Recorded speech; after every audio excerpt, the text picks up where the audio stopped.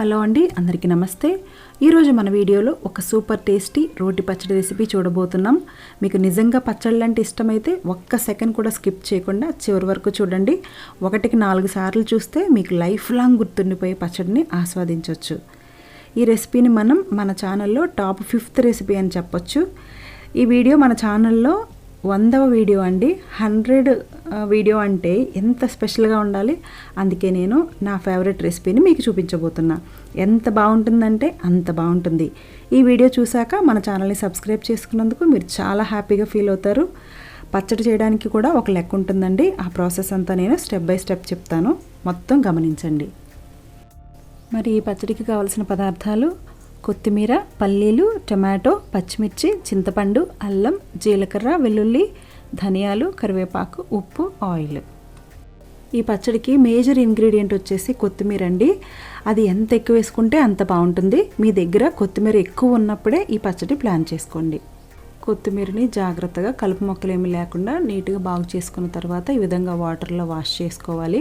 నేను చూడండి ఎంత కొత్తిమీర తీసుకున్నానో అంత కొత్తిమీర తీసుకున్నా కానీ ఫ్రై అయిపోయిన తర్వాత చాలా తక్కువ కనిపిస్తుంది. ఈ పచ్చడికి పచ్చిమిర్చి కొంచెం ఎక్కువే పడతాయి. మీకు ఒకవేళ పచ్చడి చేయడం కొత్త అయితే కనుక కొంచెం ఎక్కువ పచ్చిమిర్చి తీసుకోండి. పచ్చడి చివరిలో దీన్ని ఎలా బ్యాలెన్స్ చేయాలో, మీకు కరెక్ట్గా కారం సరిపోయేలాగా ఎలా చేయాలో నేను చెప్తాను. తర్వాత పల్లీలు 1 కప్పు తీసుకోండి. ఈ పల్లీలు మనం మొత్తం యూజ్ చేయము, అవసరాన్ని బట్టి వాడతాము. కానీ ముందైతే ఫ్రై చేసుకొని పొట్టు తీసుకొని పక్కన పెట్టుకోవాలి.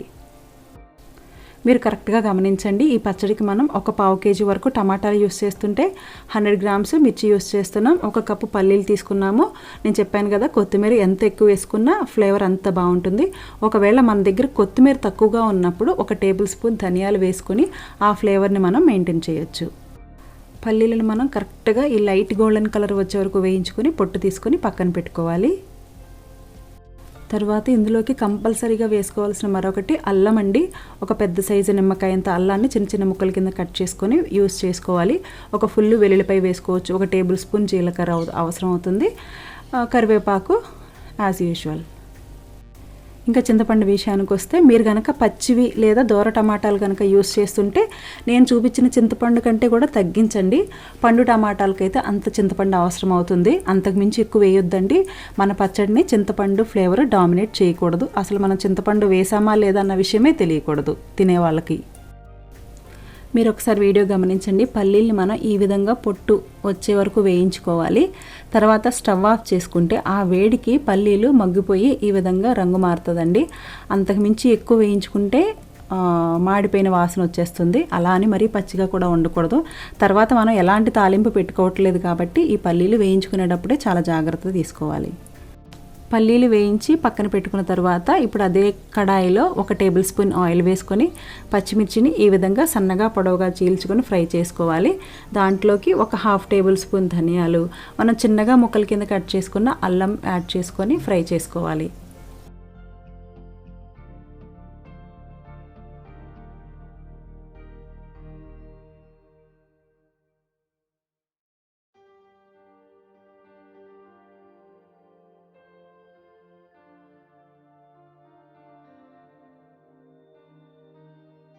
ఒక 5 నిమిషాలు వేయించుకున్న తర్వాత పచ్చిమిర్చి ఈ విధంగా రంగు మారుతుంది. అప్పుడు కొంచెం కరివేపాకు కూడా వేయించుకొని మరొక నిమిషం పాటు ఫ్రై చేసుకోవాలి. తర్వాత స్టవ్ ఆఫ్ చేసుకొని క్రిస్టల్ సాల్ట్ వేసుకొని ఆ వేడికి ఒక 2 నిమిషాల పాటు అలా మగ్గనివ్వాలి.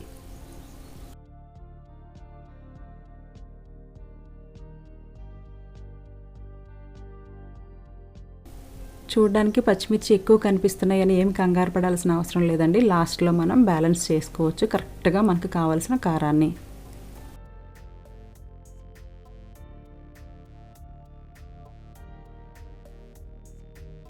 పచ్చిమిర్చిని మరీ మాడిపోనివ్వకుండా ఈ విధంగా ఉన్నప్పుడే తీసి పక్కన పెట్టుకొని ఇప్పుడు ఇందులోకి 1 స్పూన్ ఆయిల్ వేసుకొని మనం చిన్నగా కట్ చేసి పెట్టుకున్న కొత్తిమీర యాడ్ చేసుకొని ఫ్రై చేసుకోవాలి.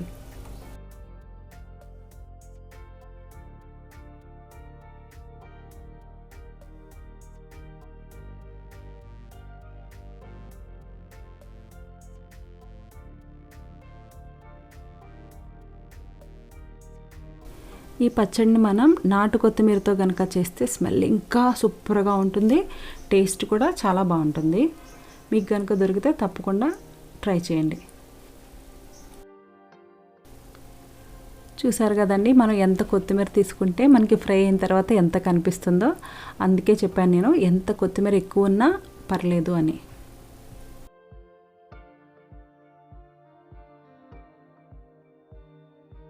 ఈ విధంగా కొత్తిమీరలోని వాటర్ అంతా ఇంకిపోయే వరకు ఫ్రై చేసుకున్న తర్వాత తీసి పక్కన పెట్టుకోవాలి.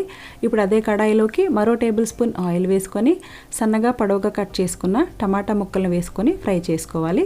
దీంతో పాటు చింతపండు కూడా యాడ్ చేసుకోవాలి.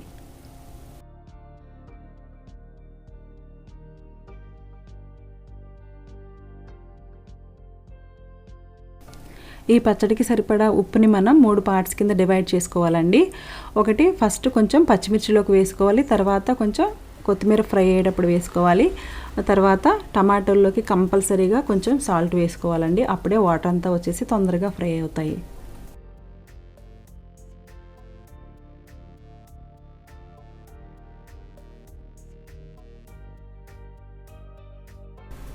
టమాటాలు ఈ విధంగా ఫ్రై అయిపోయిన తర్వాత తీసి పక్కన పెట్టుకోవాలి. మీకు ఈ పచ్చడి ఇంకొంచెం లూజ్గా కావాలంటే ఇంకొక 2-3 టమాటాలు ఎక్స్ట్రా యాడ్ చేసుకోవచ్చు.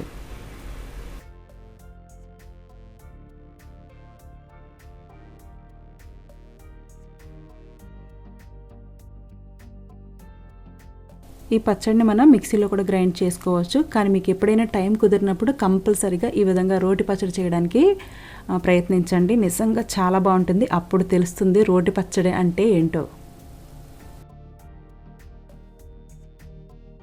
పచ్చిమిర్చిలో లాస్ట్ మనం కళ్ళుప్పు వేసుకున్నాం కదా, ఆ కళ్ళుప్పు వేయడం వల్ల పచ్చిమిర్చి తొందరగా నలిగిపోతుంది.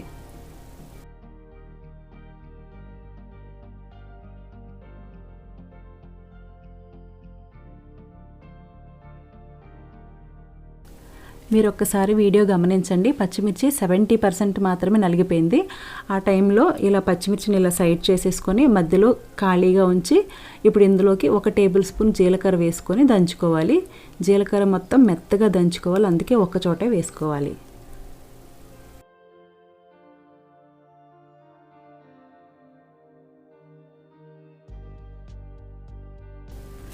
జీలకర్ర అంతా నలిగిపోయిన తర్వాత మాత్రమే వెల్లుల్లిపాయ కూడా వేసుకొని దంచుకోవాలి. కరెక్ట్గా వెల్లుల్లిపాయ జీలకర్ర వేసి దంచిన తర్వాత మన పచ్చడి గుమగుమలాడడం స్టార్ట్ అవుతుంది. జీలకర్ర వెల్లుల్లిపాయ కూడా మొత్తం మెత్తగా నలిగిపోయిన తర్వాత మళ్ళీ మధ్యలో గుంటలాగా చేసుకొని ఇప్పుడు మనం వేయించి పొట్టు తీసి పక్కన పెట్టుకున్న పల్లీలు వేసుకోవాలి. మీరు గమనించండి, పల్లీలు నేను మొత్తం యూస్ చేయట్లేదు, తీసుకున్న దాంట్లో సగమే వాడుతున్నాము.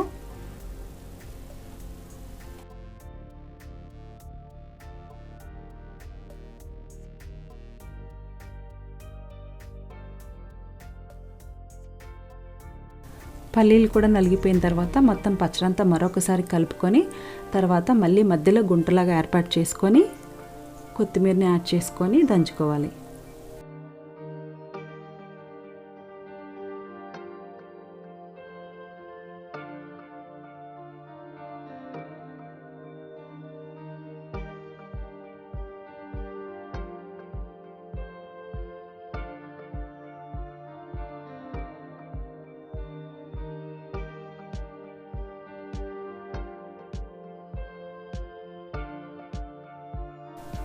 ఈ విధంగా కొత్తిమీర కూడా నలిగిపోయిన తర్వాత పచ్చడంతా ఒకసారి కలుపుకొని దంచుకోవాలి.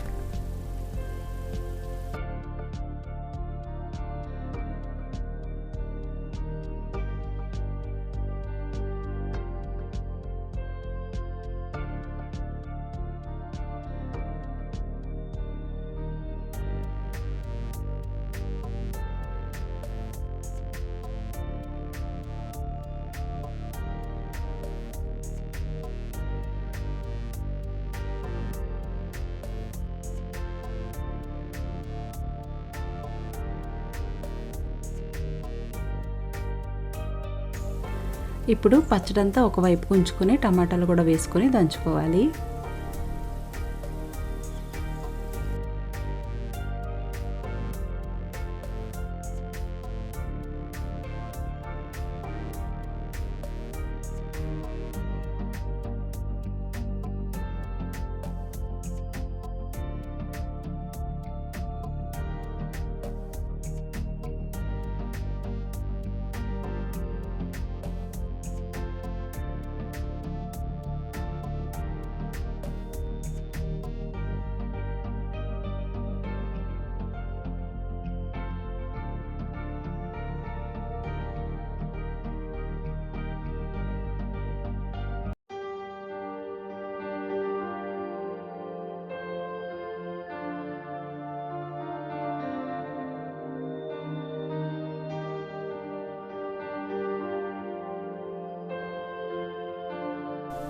ఈ విధంగా టమాటాలు కూడా నలిగిపోయిన తర్వాత పచ్చడి అంతా కలుపుకొని ఒకసారి మనం రుబ్బుకోవాలి.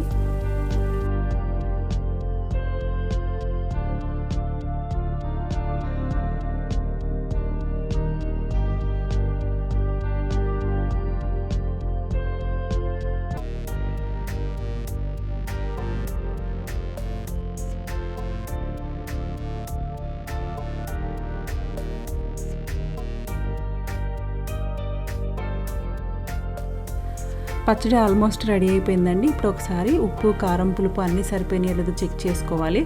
ఒకవేళ కారం కనుక ఎక్కువ అయితే మనం సేఫ్ సైడ్ కోసమని పక్కన పెట్టుకున్న పల్లీల్ని పచ్చడి మధ్యలో ఒకసారి గుంటలాగా చేసుకొని పల్లీలు దంచుకొని మళ్ళీ పచ్చడి అంతా ఒకసారి కలిపి రుబ్బుకోవాలి.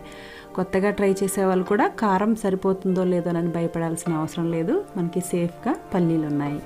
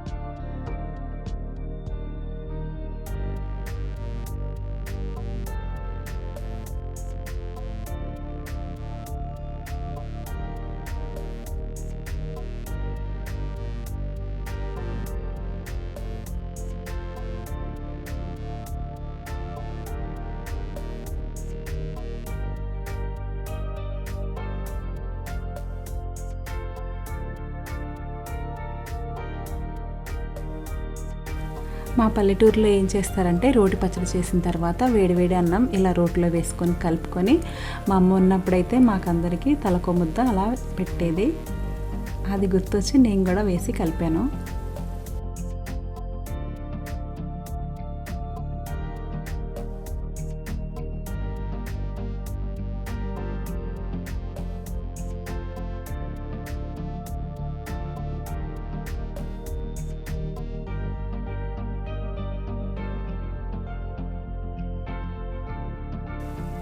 ఇలా కలుపుకున్న ముద్దల్ని ఒక్కసారి నోట్లో పెట్టుకుంటే నరాలు జివ్వుమంటాయండి. అంత టేస్టీగా ఉంటుంది మన కొత్తిమీర, పల్లీల, టమాటో రోటి పచ్చడి.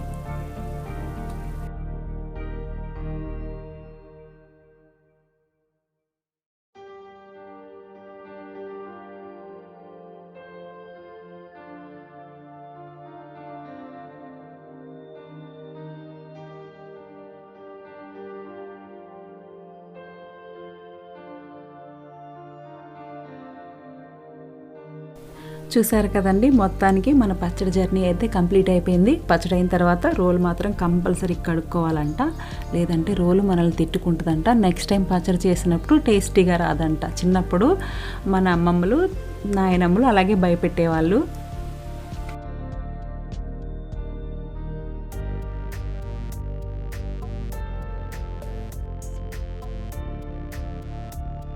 చూసారు కదండి, పచ్చడి చేయడం స్టెప్ బై స్టెప్ నాకు కుదిరినంత, అంటే వీలైనంత నేను చెప్పగలిగినంత అయితే చెప్పాను.